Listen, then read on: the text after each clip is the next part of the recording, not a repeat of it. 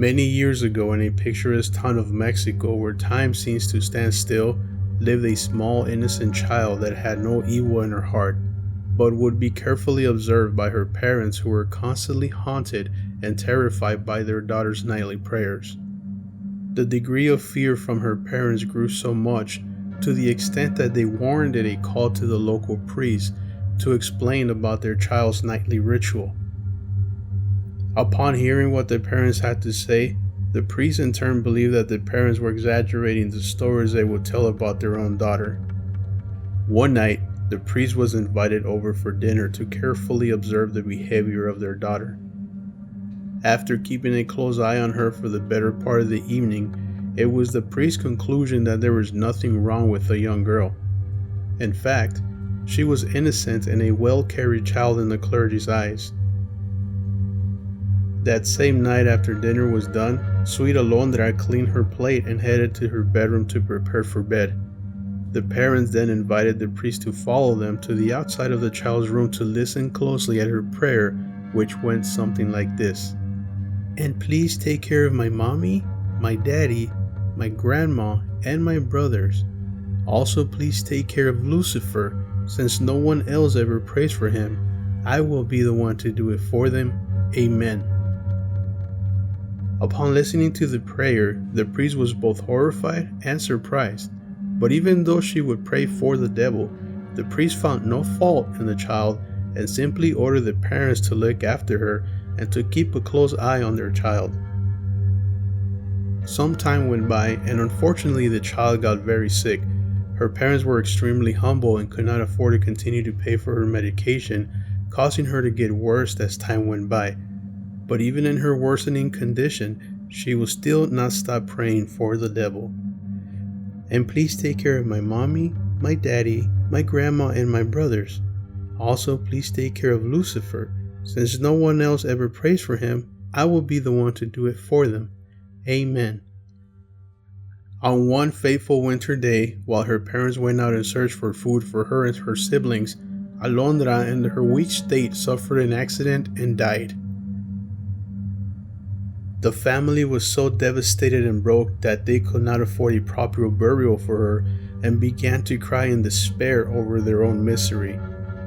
Word quickly spread across town about the young woman's death, and not long after, and to everyone's surprise, a beautiful horse-drawn carriage decorated with red roses and crowns, being led by 6 strong Clydesdale horses, approached Alondra's humble home.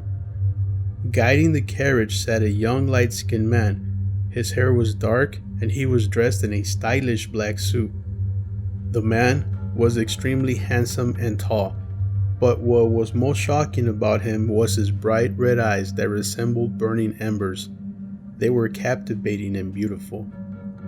He asked to be led to the body. The family agreed, and when he did, he gently picked her up, trying to hold back any tears he had. He placed her inside the carriage and drove her to the local church, where a vigil began in her honor. Sitting in the front crying for her was a young man, paying no attention to anyone around him, but instead he was focused on the small, humble white coffin. The child's parents had no idea who this man was, and no one in town could testify as to where he had came from. Questions began to arise about him, and as the proceedings went on, the man continued to cry inconsolably over the small dead body.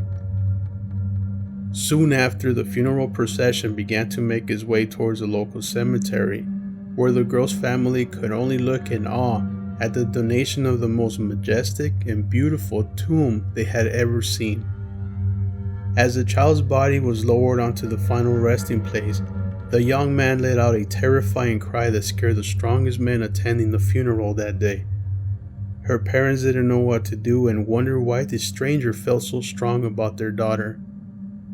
At that very moment, and as if he had read their minds, he turned his fierce but gentle stare towards them, and with deep pain he finally spoke and said, "For millions of years, this world has made me out to be the worst in human nature. They've called me thief, traitor, enemy, murderer. They call me the most offensive and blasphemous names they can come up with. But this small, innocent child, with her sweet and innocent heart and infinite love for all living things, will pray for me every night. And even though she will be punished for doing so, she never once stopped praying for me. The girl's parents began to think that the man was one of the child's teachers.